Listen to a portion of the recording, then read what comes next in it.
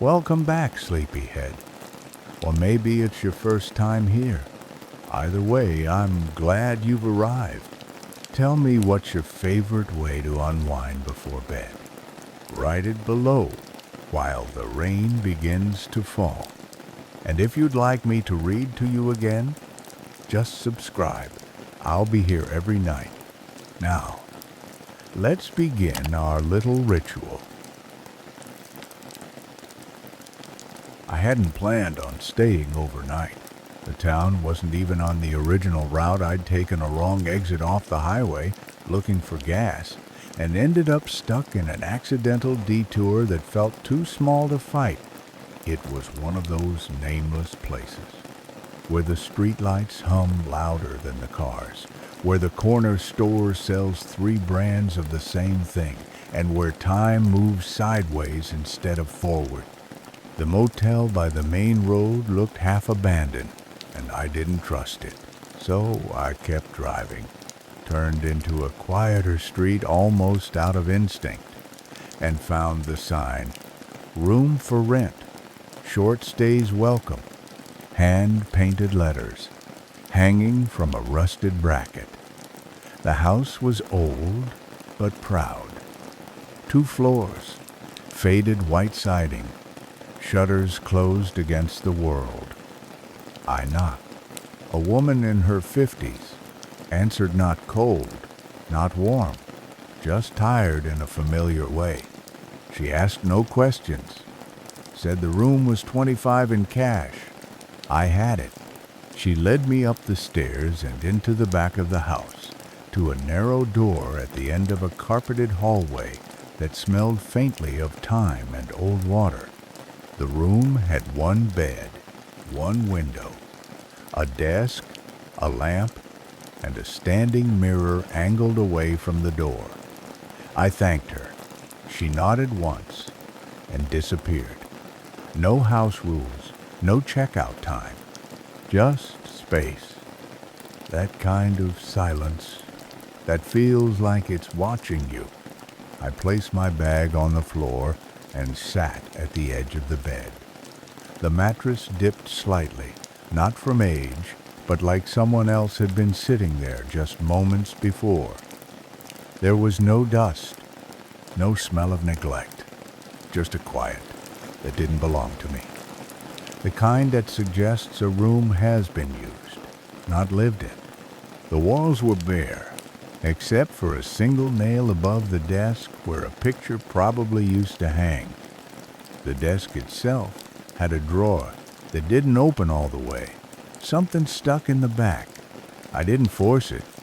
Not then. I told myself I was imagining things, that I was just tired. But when I stood and looked at the mirror, really looked, I felt it. That this wasn't just a place people stayed. It was a place people left things behind. Not objects, not clothing or chargers or toothbrushes, but things with shape and no name, questions, grief, echoes. The room didn't hum, but it held, like it remembered someone, or maybe several someones, and wasn't quite ready to let them go. I opened the window to let air in, but the breeze didn't move the curtains. I turned on the lamp, and the light flickered once before steadying. It was a soft amber glow, the kind that makes shadows stretch and hold hands across the floor. I sat at the desk, opened my notebook, wrote nothing. Just sat, listening. Not for sounds, for what wasn't there.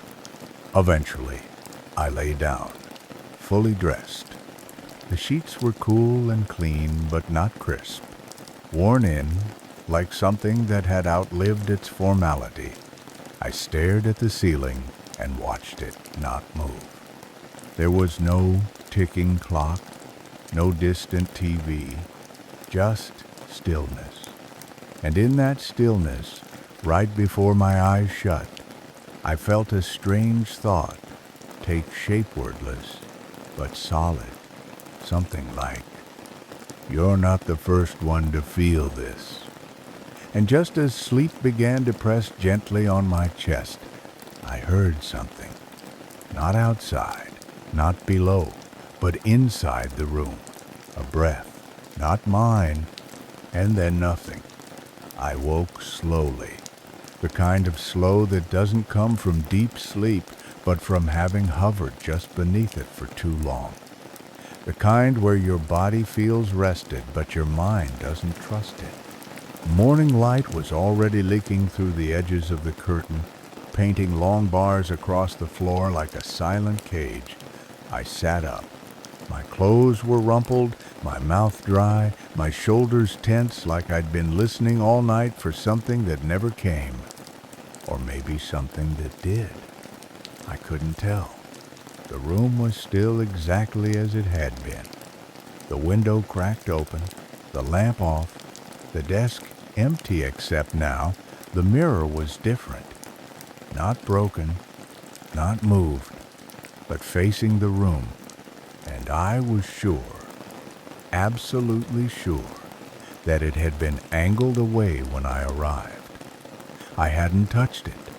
I would have remembered the weight of it, the sound of wood legs dragging across the floor. But there it was, now tilted directly toward the bed, as if something or someone wanted to see who slept there. I stood, walked to it, half expecting the glass to show something other than me. But it didn't. Just my own face, a little off-center. My eyes swollen from sleep, my jaw slack, my shirt collar folded wrong. Still, something felt off. The reflection looked quieter than I remembered myself being. Not sad, not angry, just waiting. I adjusted the mirror slightly just enough to shift the angle, and the room behind me lengthened in the glass, like the light had changed texture. I stared at it too long, the way you do when you're not sure if you're trying to see in or through. And that's when I noticed the desk drawer. It was open, just a little, an inch or two enough to be deliberate. I crossed the room slowly, opened the drawer fully. Inside was a piece of paper, yellowed at the corners, folded into fourths, no dust, no other contents. I took it out carefully, sat down, and unfolded it. The handwriting was small and even, written in pencil that had smudged slightly over time. It said, "If you found this, you probably feel it too." No name, no date, no explanation. Just that single sentence.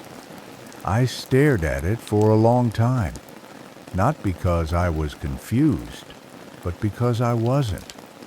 Not at all. The paper was warm in my hands, as if it had been waiting. I folded it back up and placed it on the desk. I didn't feel watched. I didn't feel threatened. I felt expected. I spent most of that day in the room. I didn't leave the house, didn't call anyone. I let my phone die on purpose. I sat on the bed, at the desk, on the floor. I moved from one part of the room to another, like I was trying to feel it from different angles. And as the light shifted, I began to notice small things. Indentations in the wooden floor, by the window, as if a chair had once lived there for a very long time.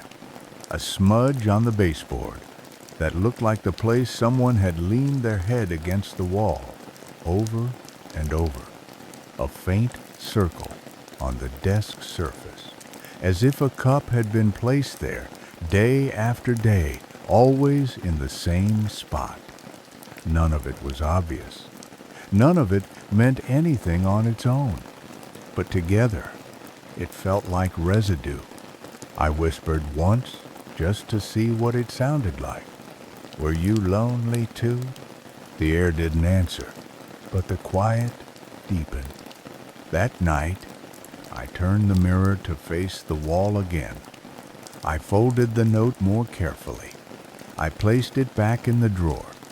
And, before lying down, I sat in the chair by the window, the one that no longer existed, and watched the light die quietly in the room. And just before I turned away, I thought I saw a second shadow in the glass of the mirror even, though I was alone. The third night felt different before it even began. I'd planned to leave that morning check out, keep driving, find some stretch of highway that could flatten my thoughts back into routine. But I didn't. Not because something stopped me, just because I didn't move. I lay in the bed long after the sun rose, my body resting, but my mind sitting upright. When I finally stood, it was already late afternoon. The woman who owned the house hadn't knocked, hadn't asked when I planned to go. It was as if she already knew I wasn't leaving yet. The house creaked once as I made my way to the bathroom. Pipes groaned. Light changed angles. But everything stayed quiet in the way that means something is waiting. I didn't go outside that day. Didn't check messages. I moved only within the walls of that narrow room, as though there was something delicate in the air I might damage if I walked too quickly. I found myself treating the space differently. I smoothed the blanket on the bed with more care. I opened the curtains wider, not just to let light in, but to let the room breathe. I even cleaned the smudged mirror with the sleeve of my shirt, gently, like touching a bruise that isn't mine. And the more time I spent there, the more I felt like I wasn't discovering the room, I was remembering it, as if some version of me had already been here, already sat at this desk, already stood barefoot at this window, tracing raindrops with his finger. There was a cup on the desk now. I was sure it hadn't been there before. A small ceramic mug, pale blue with a hairline crack near the rim. Empty, but faintly stained on the inside. No dust, no smell, just left. As though someone had gone for a walk and never came back. I didn't ask myself how it got there. I simply accepted it. Like the way we accept memories that don't quite belong to us. The drawer too had changed, still stuck halfway when pulled, but now with two items inside. The folded note I'd found before, and something else. A button. Small, brown, smooth-edged. Something off a coat, maybe. It lay there silently, without context, without need. I didn't touch it. I just stared at it for a while and felt a pressure behind my ribs that I couldn't name. Not sadness, not fear, just the unmistakable awareness that someone had once needed this room badly and had given parts of themselves to it, slowly, unknowingly, over time. The room hadn't forgotten. It was holding everything carefully, like a child gripping pieces of broken glass and still calling it treasure. I opened my notebook that night. First time in weeks. I wrote only one sentence. There is something in this silence that feels familiar, and I stared at those words until the ink dried darker. I thought about the things we leave behind without meaning to, the way we sit in spaces and they take impressions of us, not physically, but emotionally. How sometimes we just need a place to hold what we're not ready to feel yet. And this room, this quiet, heavy, humming little room had done that, over and over again, without asking for anything in return. Later, I turned the mirror to face the window. I placed the cup back exactly where it had been, and for the first time since arriving, I turned off the lamp before sleep. I lay in the dark, in silence so thick it almost pulsed, and let the darkness wrap around me like an old coat. Not cold, not warm, just known. And just before I drifted off, I whispered to no one in particular, I see it now. I think I've always seen it. There's a moment, often unspoken, when a place stops being strange and starts becoming true. Not yours, not familiar, just true. That morning when I opened my eyes and the room greeted me, not with change, but with recognition, I felt it. Not like a switch had flipped, but like something had finally stopped resisting. I didn't feel like a guest anymore. I didn't feel like someone borrowing stillness. I felt like I'd always been on my way here and that the room had been waiting without expectation. I sat at the desk with the mug now on my right and the button still tucked in the drawer beside the note. I hadn't touched them. I didn't want to change their meaning by reassigning them purpose, but I kept returning to them, staring at them, as if they would eventually begin to speak in a language I'd almost forgotten. There was something about the cup's gentle imperfection, the clean crack like a quiet injury never properly healed. I'd seen that before, in someone else's kitchen, or mine. I remembered a moment years ago, my hand around a mug, not unlike this one, hearing someone say something kind I couldn't fully accept. I hadn't thought of that memory in so long, I'd nearly forgotten it was real. But now it rose from the shadows, like dust caught in late afternoon sun. I wrote it down. Kindness I wasn't ready for still lives in me somewhere. The mirror stayed angled toward the light, and every now and then I'd glance at it not to check my reflection, but to confirm I hadn't disappeared.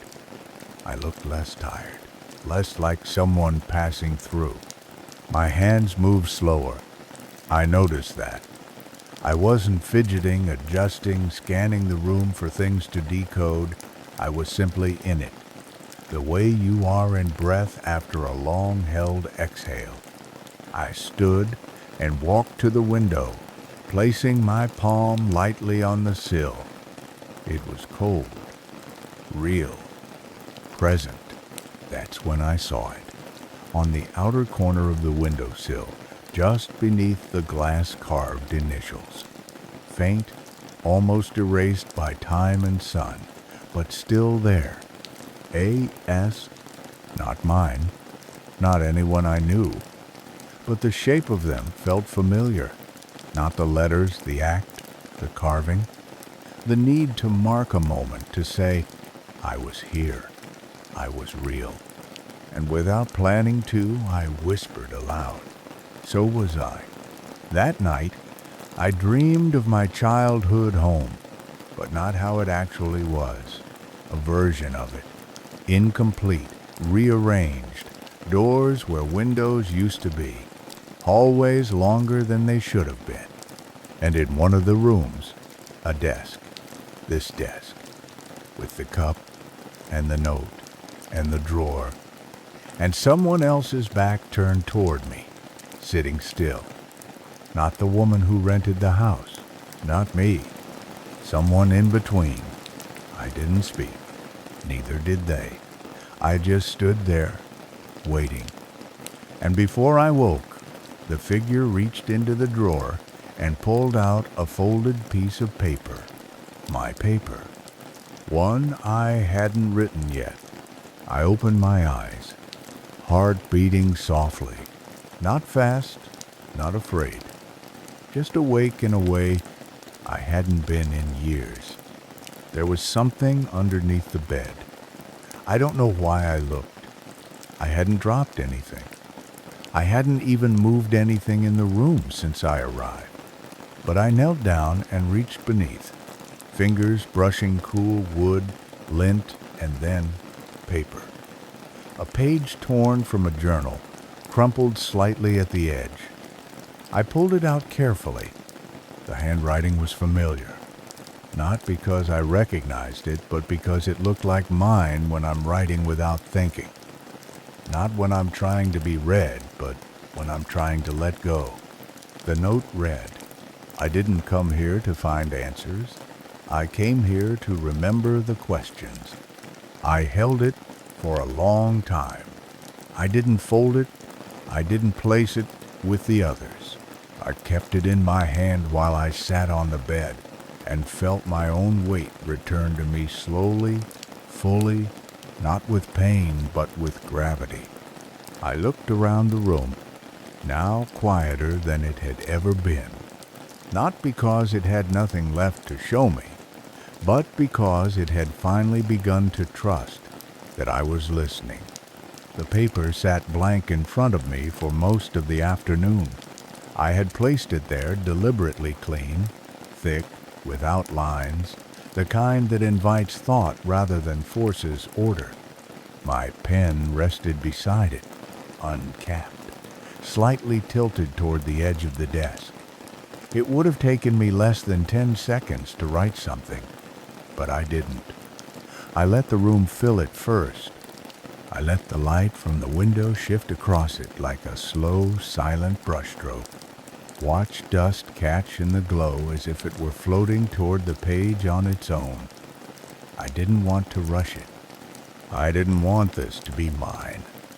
I wanted it to be true, because it wasn't just about leaving a note.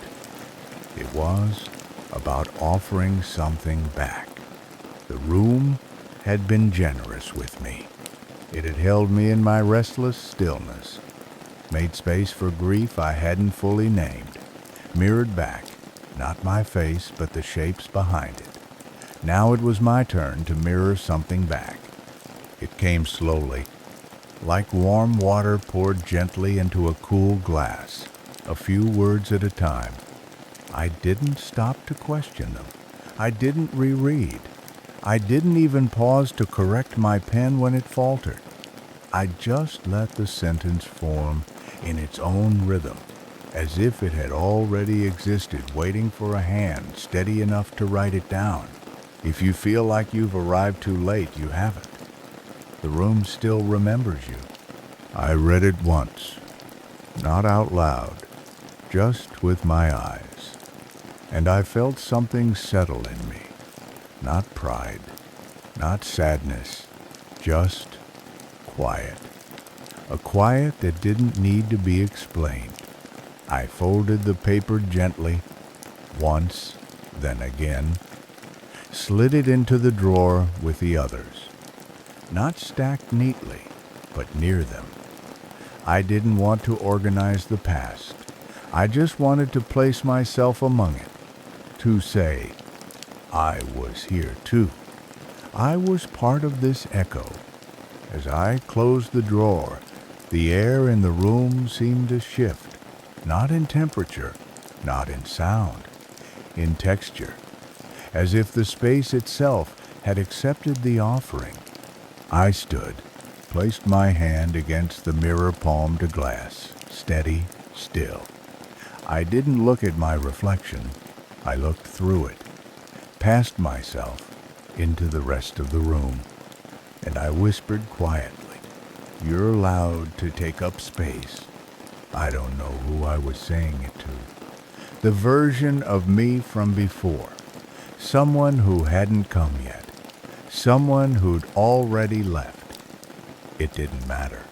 The room knew. That was enough. That night I didn't dream. Or maybe I did, but not in the way memory catches. I woke up feeling like I had stayed, fully, instead of simply having passed through the hours. I sat at the edge of the bed and watched the early blue light climb the walls. I didn't reach for my notebook. I didn't need to write anything more. For the first time since I arrived, I felt like nothing was missing. I walked slowly to the window and opened it wider. The morning air slipped in, cool and quiet. brushing past the curtains like a hand against the shoulder. And for a long time I just stood there, letting it move through me, letting myself breathe without asking why. The room didn't speak. It never had. But it no longer felt silent. It felt complete. It was the knock that reminded me I wasn't the only living soul in the house. Soft 3 taps, then stillness. I sat on the bed, halfway through buttoning my shirt, and didn't answer at first. It wasn't hesitation. It was surprise. I hadn't heard another person in days. No creaking floorboards outside the room, no footsteps on the stairs, no quiet hum of dishes or movement from the woman who'd rented me the room. In fact, if it weren't for that brief first meeting, I might have doubted she existed at all. But now 3 soft knocks, like someone was asking permission to be near. I crossed the room, slow and grounded, and opened the door just enough to see. It wasn't her. A young man stood in the hallway, mid-20s maybe, his hair uncombed, his backpack hanging unevenly off one shoulder like he'd been carrying it for too long. He looked at me with a kind of careful hope, not demanding, just open. "Sorry," he said, voice low. "I thought this room might be empty." I didn't answer right away. The hallway behind him looked the same, narrow, dim, carpeted with memory, but something in it felt shifted, like the air had realigned to make space for someone new. He glanced down at the floor, then back at me, almost embarrassed. The woman downstairs said the upstairs room was still taken. I was just hoping, I guess. I nodded slowly. "It's not empty," I said. My voice sounded different in the hallway, more grounded, less echo. "But I think it will be, soon." He didn't press, just nodded, once. And then, just before turning to leave, he said, "I stayed here before, a long time ago. I wasn't sure I was remembering it right, but I think this is the room." He looked at the doorframe as he spoke, not me. His fingers brushed against it, like memory ran under the paint. I stepped back slightly, enough to let him see the inside, not enter, just see. And in that moment, something passed between us. Not information, not ownership, just shared knowing. A kind of emotional recognition that didn't need names or explanations. He smiled gently. "Still quiet," he said. "Still holding," I replied. He didn't ask what that meant. Maybe he already knew. He thanked me quietly, turned, and walked back down the hallway. I closed the door, not firmly, just enough to return to stillness. And yet, something had changed. The room felt the same, and yet not. As if, by being witnessed, it had breathed. As if it had waited not for an end, but a continuation. And maybe I had too. I sat at the desk, opened the drawer, and looked at what now felt like a small archive of breath. My note, the button, the other paper. I added nothing new. I didn't feel the need, but I let my hand rest on the surface of the desk longer than usual. Then I wrote one final thing in my notebook, a line that came gently and asked for nothing. Every silence is waiting for someone to return to it with softer hands. I didn't know if the young man would return. I didn't know if someone else entirely would come after me.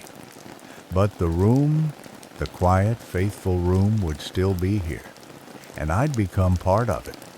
Not as a mystery, not as a ghost, as a witness. I didn't pack right away. I moved slowly through the room that morning, touching nothing but feeling everything.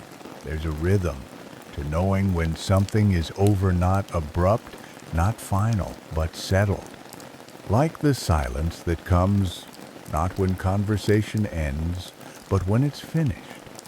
I stood at the window longer than usual, watched the branches outside bend softly with the breeze, and felt no urgency to name the feeling in my chest. That in itself was new. For most of my life, I'd measured time by what I was supposed to be doing. But here, in this quiet place, I had learned how to simply be. I opened the drawer one last time. The notes were still there, mine and the others. I didn't read them. I didn't rearrange them. I just let them rest. I added nothing new. Not because I had nothing left to say, but because for once I didn't need the last word. That felt like a kind of growth I hadn't expected. I considered taking the button as a keepsake, something to remind me this place had been real. But when I held it in my hand, I felt it hum with a soft no. It belonged here, like the creak in the floorboard near the desk or the slight lean of the mirror. Some things are meant to stay where they were first entrusted. I placed it gently back in the drawer and closed it slowly, letting the wood sigh into stillness. I folded the blanket on the bed, not out of politeness, but as a gesture of gratitude. I smoothed the pillow with my hand and whispered, almost to myself, "You were good to me." There was no sadness, no tension in my shoulders, just a deep, steady quiet that filled me from the center outward. Before leaving, I took one last look in the mirror, not for vanity, not for farewell, just to see myself now. The same face, the same eyes, but something had shifted behind them.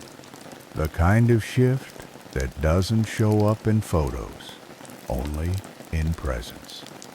I nodded once to the reflection, not as goodbye, but as acknowledgement. Downstairs, the woman was waiting near the door, not expectantly, just standing, holding a folded towel in her hands. She didn't ask if I'd had a good stay. She didn't comment on how long I'd been there. She just looked at me with a kind of understanding people usually reserve for those they've known much longer. "Room's always open," she said. I nodded.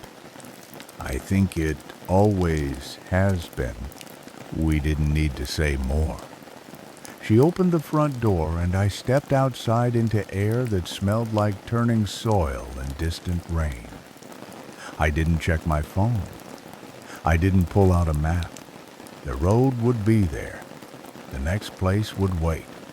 I paused at the edge of the yard, turned once, and looked back at the house. One window on the second floor reflected the light mine, but it didn't shine outward. It held, softly, quietly. As I walked away, I felt no weight, no longing, no question left to chase. I had come here with nothing in particular, and I was leaving with everything that mattered. The road stretched quiet and uncomplicated. Fields blurred past the windows, the kind of soft green that always looks like memory, even when it isn't yours.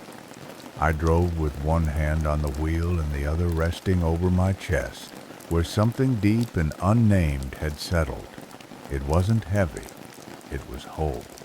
The kind of stillness that doesn't just live in silence, but in the absence of need. I didn't have anywhere urgent to be. No destination that could offer more than what I'd already received. And for the first time in years, I didn't feel late to my own life. Somewhere just outside the next town, I pulled into a small gas station with an attached cafe, one of those places that feels older than it looks. I stepped inside, ordered coffee I didn't really want, and took a seat by the window. The table was scratched, the chairs mismatched, everything a little out of order, but quietly alive. I sat with my fingers around the paper cup, not drinking, just feeling the warmth bleed slowly into my hands. That's when I noticed the sound, a familiar buzz, barely audible. The same faint hum the desk lamp made back in the room. The tone was slightly different, but the rhythm was exact. A soft, electric heartbeat. It made something in my chest tighten not painfully, but intimately, like recognition. On the wall beside the window, someone had carved initials into the wood. A.S., same ones I'd seen beneath the windowsill in that upstairs room. I stared at them for a long moment, unsure if my breath was leaving or returning. I didn't feel haunted. I didn't feel followed. I felt woven, as if this silence, this thread of presence, ran through more than one place, as if all the rooms that ever held our ache speak to each other in a language older than bricks and walls. Behind the counter, the woman who ran the cafe passed by my table and paused. She didn't look at me directly, but she said, "You can stay as long as you like. Most people don't realize that." And then she kept walking. I didn't ask what she meant. I didn't need to. I sat with the warmth of the coffee, the low hum in the air, and the initials on the wall. And I realized I didn't need the room anymore, because I was the room now. Not the building, not the furniture, the presence, the capacity to hold space for others, for moments, for feelings, unnamed. The room had shown me how, gently, without words, and I had learned. So I took out my notebook and wrote one last thing, without pausing, without thinking, the same way I had written everything that mattered lately. Wherever you go, carry one quiet corner inside you. Leave it open. Someone may need it. I closed the notebook, finished the coffee, stepped back out into the world, and for the first time, I didn't feel like I was leaving something behind. I felt like I was finally bringing something with me. Thank you for resting here with me tonight. If this brought you peace, I'd love to read to you again.